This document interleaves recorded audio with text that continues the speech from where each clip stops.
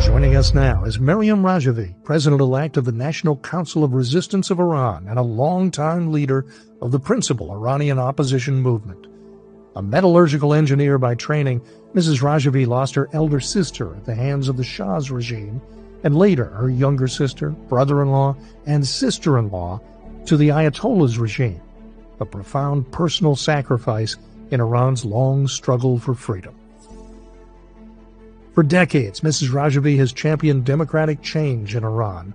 Her widely cited 10-point plan calls for free elections, the separation of religion and state, gender equality, the abolition of the death penalty, and a non-nuclear Iran.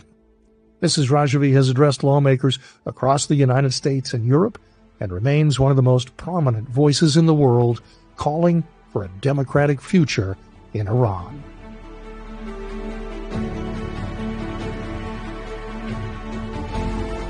Mrs. Rajavi, thank you for joining us. Thank you very much. You know, analysts and experts look at the conflict between the United States and Iran, and they look at the success the United States has had. Militarily, they've done an enormous amount of damage.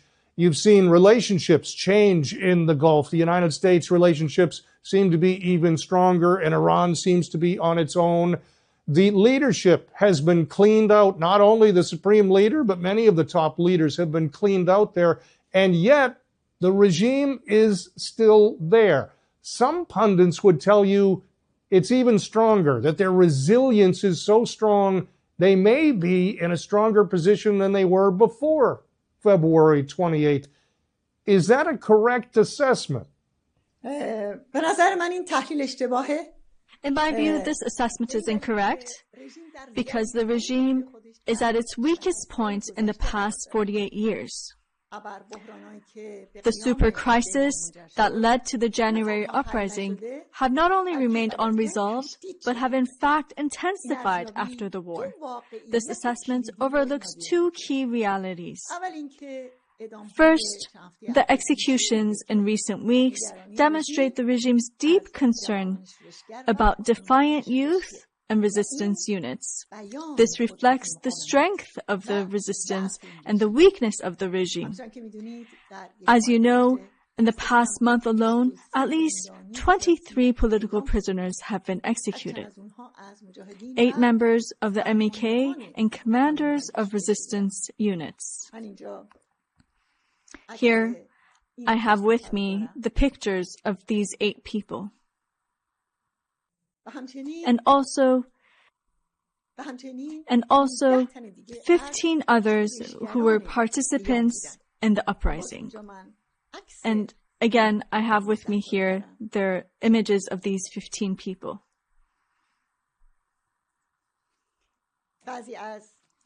Some family members of these martyrs who sought to retrieve the bodies of their loved ones have also been arrested. Finally, the analysis you mentioned underestimates the explosive state of society and the accumulation of public discontent in Iran. The regime has no way out of these crises. Do not forget that just 1 year before the fall of the Shah's dictatorship, some were calling it an island of stability, while others claimed Iran was not even in a pre-revolutionary phase. Yet, we saw that contrary to those assessments, the Shah's dictatorship was rapidly overthrown. You mentioned the executions that have gone there, and human rights groups are saying there have been a couple of dozen, and you mentioned 8 of those are MEK members. Why do you think the regime, the Iranian regime as it exists now, is carrying these out? But more importantly, what's the message that sends to the rest of the world?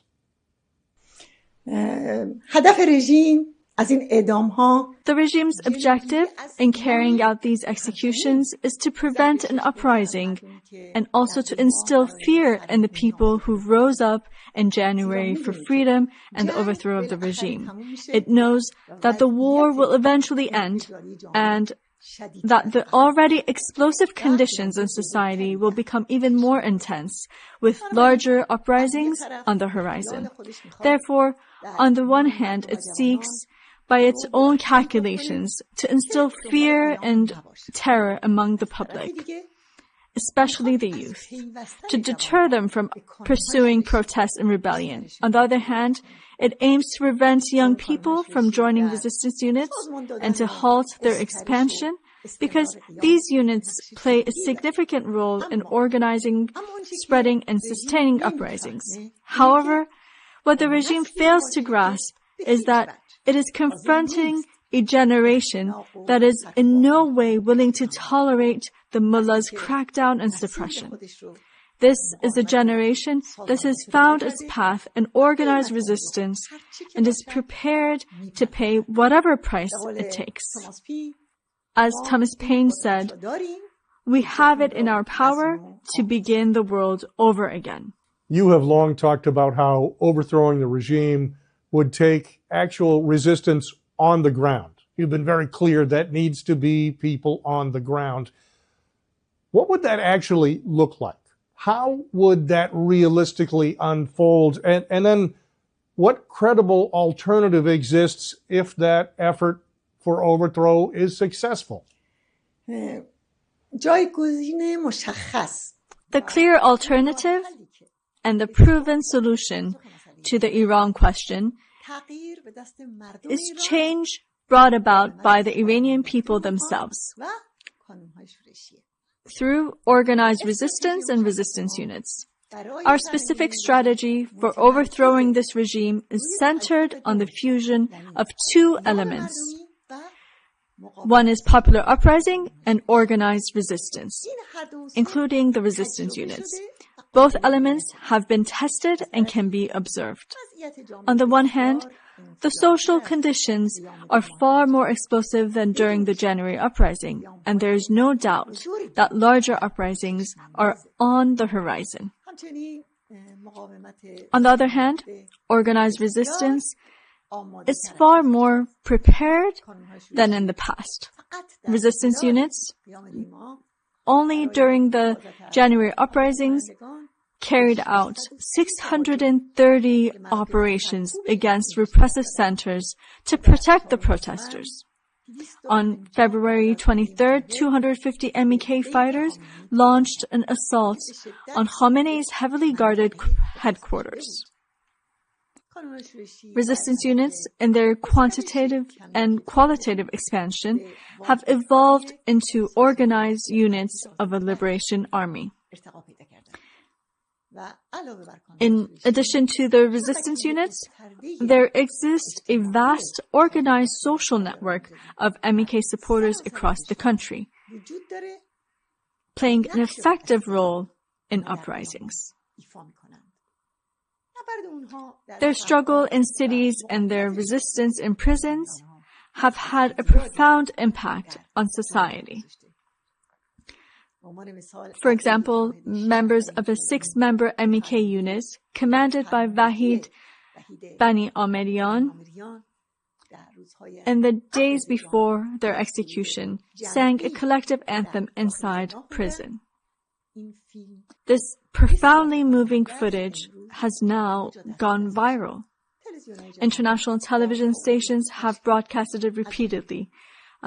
Just the French television, in airing their images, described it as a powerful symbol of the Iranian people's resistance and dignity, and it's quite powerful.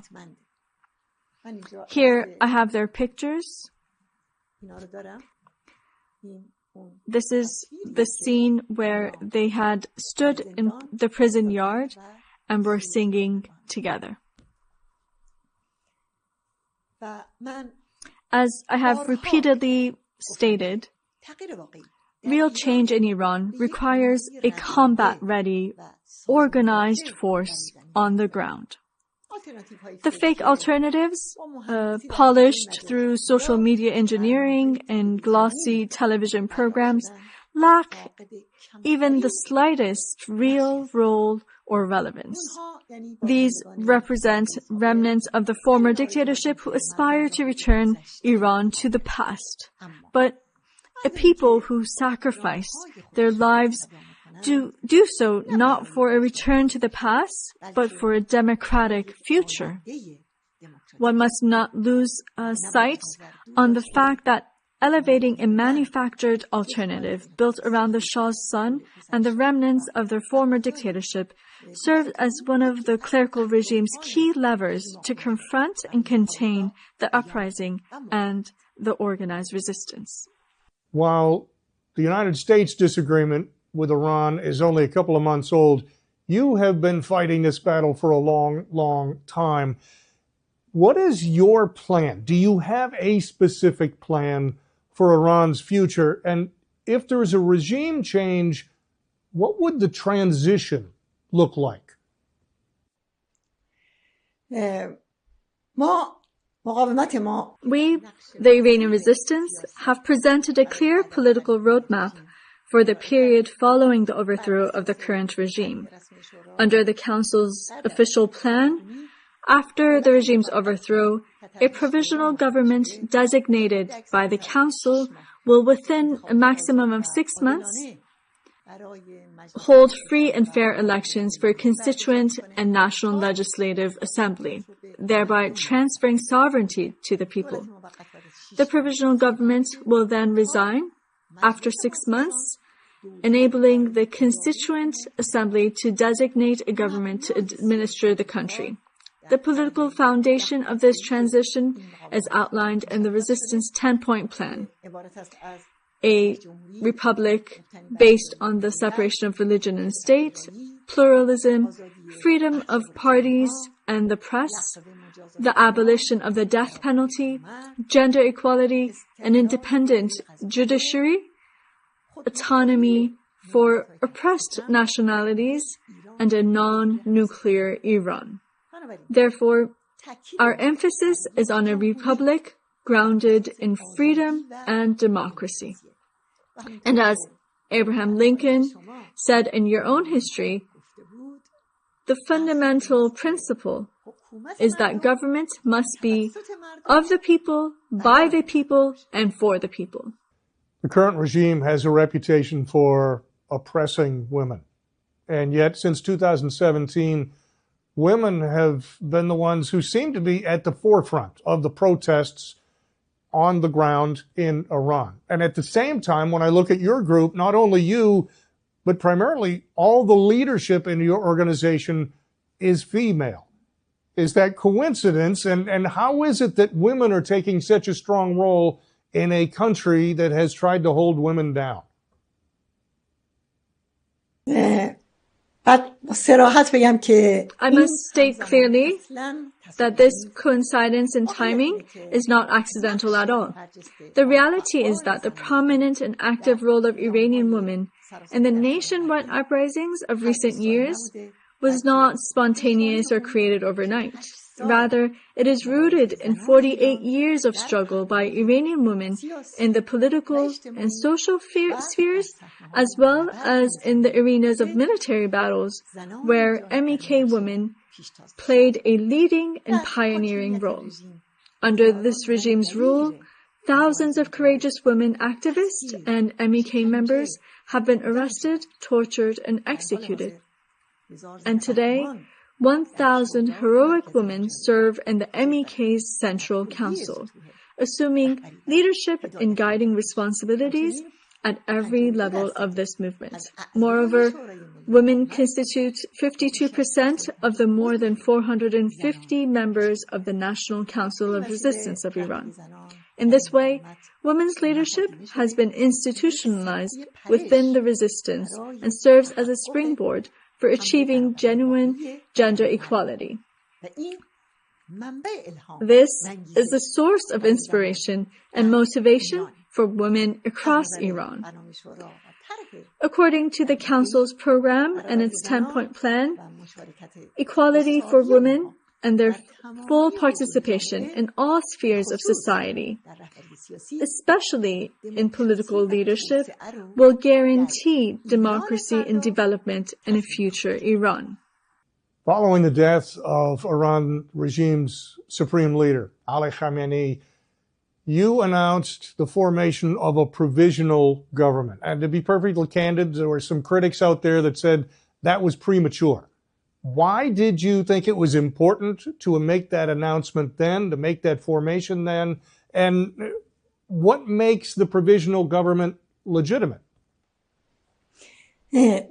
دولت موقت بخشی از یک برنامه The provisional government is part of a predefined plan by the NCRI for the transitional period.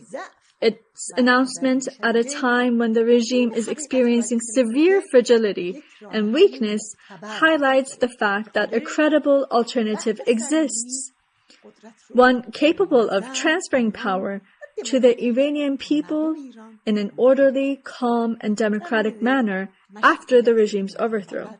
Regarding legitimacy of the provisional government, I must say that under conditions of repression, where free elections are impossible, the measure of legitimacy for any political force is its level of active participation and resistance and its demonstrated commitment to democratic principles and practice.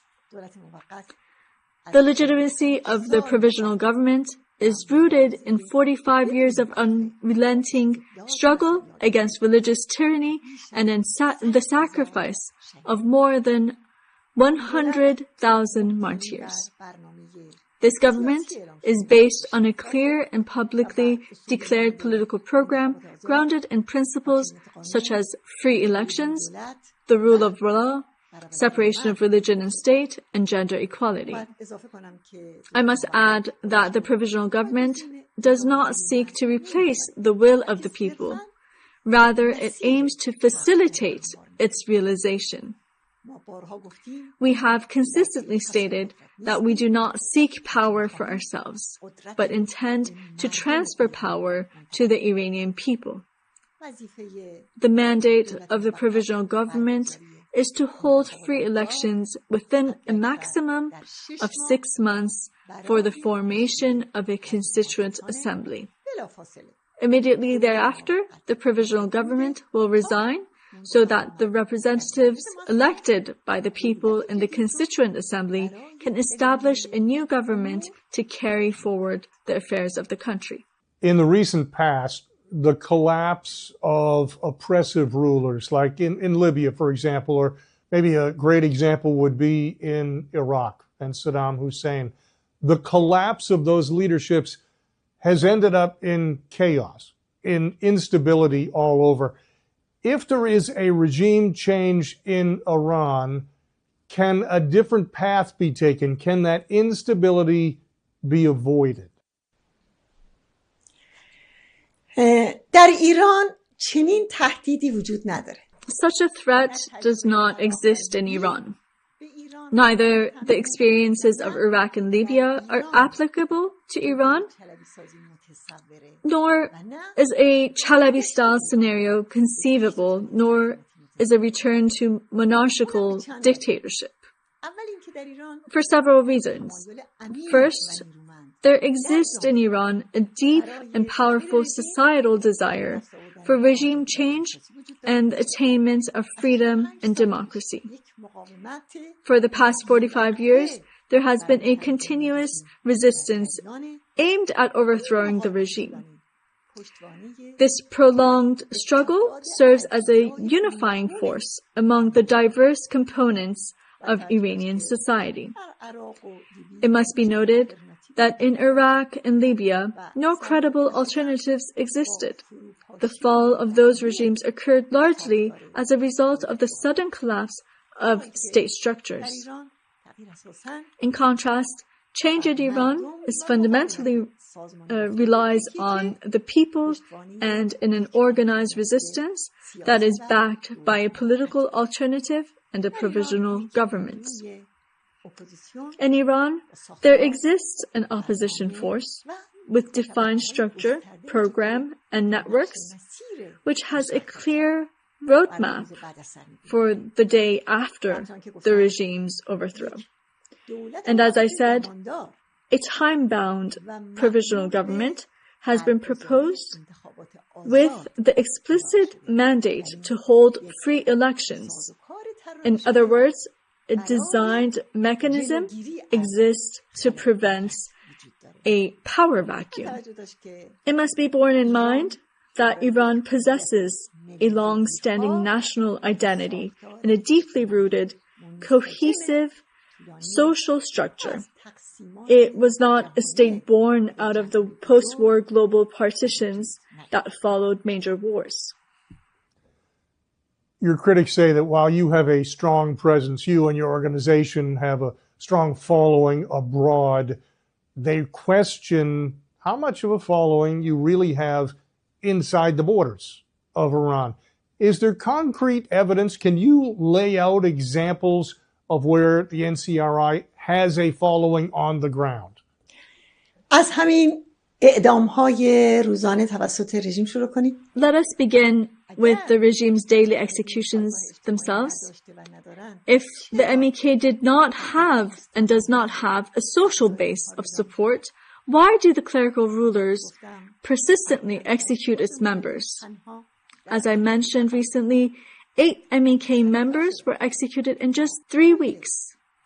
In total, more than 100,000 members of the resistance have been executed by this regime. In this book that you see here, this book has the names of 20,000 of them have been compiled under conditions of severe repression. Their names and pictures are seen here. Therefore, if the resistance had no base in Iran, it would not have endured for 60 years. Indeed, it would not have survived even 6. Resistance units carried out over 4,000 anti-repression operations in the past year alone. Is it conceivable for such a scale of operations to occur without a broad social base? During the January uprisings alone, 2,000 MEK members disappeared, killed or imprisoned. Yet, at the same time, we are witnessing a growing number of women and young people joining the ranks of the resistance units. Senior regime officials, including Ali Khamenei, have repeatedly acknowledged that the primary threat inside Iran is the MEK and that it plays a pivotal role in inciting uprisings. For 45 years, the slogan, "Death to the MEK," has been a staple of the regime's official and religious ceremonies. Over the past 2 years, the regime has held a so-called in absentia trial in Tehran, convened every 2 weeks, targeting 104 members of the resistance. Its purpose is to level accusations in an effort to halt the growing trend of youth joining the movement. In this very so-called trial, death sentences have been issued against me and other members. I must also recall that, relying on its popular network, this resistance was the first to expose the regime's secret nuclear program in 2002 and has carried out more than 130 such revelations since then. At the same time, it is precisely this domestic social base that has enabled this resistance to maintain its financial independence to this day. I'm not sure that some in the West realize how large the ethnic diversity is in Iran. And diversity can be a great asset, but it also creates some challenges. You talked earlier about your 10-point plan. In that plan, do you have specifics to how to meet the various demands or the various needs of all these different ethnic groups within one nation? حفظ تمامیت ارضی. Preserving Iran's territorial integrity and national unity is possible precisely through guaranteeing the rights of all its constituent peoples and components. That is why we advocate internal autonomy for oppressed nationalities, such as the Baluches, Kurds, Arabs, and Turkmen. For many years, the NCRI has adopted a comprehensive plan for autonomy in Iranian Kurdistan. This plan represents an advanced model for democratic self-governance for Iranian Kurdistan. Conversely, those who refuse to recognize the rights of oppressed nationalities are in practice pursuing the path of division and fragmentation in the country. A course the people of Iran firmly reject. We've talked about the NCRI. We've talked about your organization and who makes it up. We've talked about action on the ground. There's one question remaining, and that is, what are you looking for from the international community in support for your efforts? As I recently stated at a meeting at the European Parliament, the Iranian people expect the international community to predicate any diplomatic engagement or agreement on the halt and executions and the release of political prisoners. Furthermore, the regime's dossier of human rights violations must be referred to the United Nations Security Council so that its leaders can be held accountable for crimes against humanity. The regime's embassies should be closed, and agents and operatives of the Ministry of Intelligence and the Revolutionary Guards must be expelled from all countries.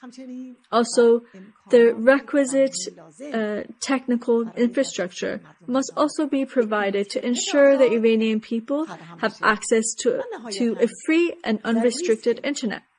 Finally, it is essential that the regime changed by the Iranian people and their organized resistance be recognized along with the provisional governments announced by the NCRI. Mrs. Rajvi, before I let you go, anything else you would like to share with our audience? Thank you, and allow me to say a few words and to repeat that 4 decades ago, the Iranian resistance, with its deep understanding of the nature of the religious dictatorship in Iran, emphasized that this regime is incapable of reform and that the only solution is the overthrow of this brutal dictatorship. Our program can be summarized as freedom, equality, and the separation of religion and the state. Our struggle and sacrifices are not aimed at gaining power, and we do not seek to share power. Our only goal is to establish popular sovereignty and democracy. Thank you again. Thanks for doing it with us. We appreciate it. Meriem Rajavi, President-elect of the NCRI, we wish you well.